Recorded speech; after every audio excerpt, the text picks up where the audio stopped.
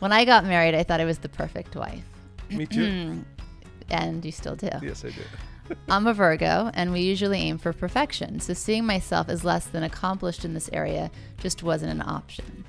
Because I'd done such an excellent job in finding the right person to spend my life with, naturally, I was also right about what it meant to be a good wife. And I only realized how naive that was years later. Michael, when we first got married, did you think you were a great husband? In honest, I didn't think you gave it thought. That's exactly what I was going to say. I thought I was a good person, a spiritual person, but I think this is the biggest problem, is that most of us don't even ask that question. Am I a good husband? And the answer, of course, should be, how could I, like you've always said, how could I possibly be a great husband?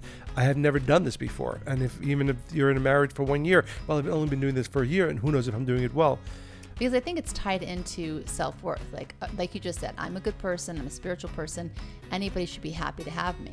That doesn't make you a good husband. That wouldn't make somebody a good wife, right? So we make it complicated because it gets tied up to in our identity somehow, right? And also, I think it's important to say, again, like you said, over 23 years, almost 24 years into our marriage, I don't think that I'm the perfect husband, and I hope you do, but I don't. And I want to be a better husband tomorrow and the next week and the next month and the next year. And I know that one of the ways to make sure that our relationship continues to thrive is if you're thinking that as well. And like we, it's important to realize nobody in the world, and certainly neither of us, are perfect, and we're going to make mistakes.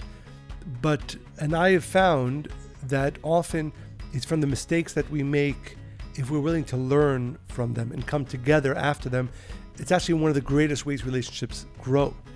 I think also we touched upon this idea in one of our talks this weekend, and that I think people get very excited at the beginning of things, at the inception of things, right? A new relationship, a new business, even the inception of a child, right? The idea of creating a child, and they put a lot of effort. Let's say somebody had trouble conceiving, and they went to every measure, IVF and fertility treatments, and then once they gave birth, it would be ludicrous to think they would stop caring or investing in the child, right? I think we understand that when and more important, investing in themselves as a parent to that child. Exactly, right? But we don't, for whatever reason, as a culture, we put a lot of emphasis in the beginning of things. And then we don't go back and keep checking in with ourselves to, why did we want the relationship? Why did we want the child or children? Why did we want this business? And because I wanted it so badly, am I making sure that I'm showing up as the best version of myself in all of these things that I have now created, right? We tend to, it's like a off our checklist, right?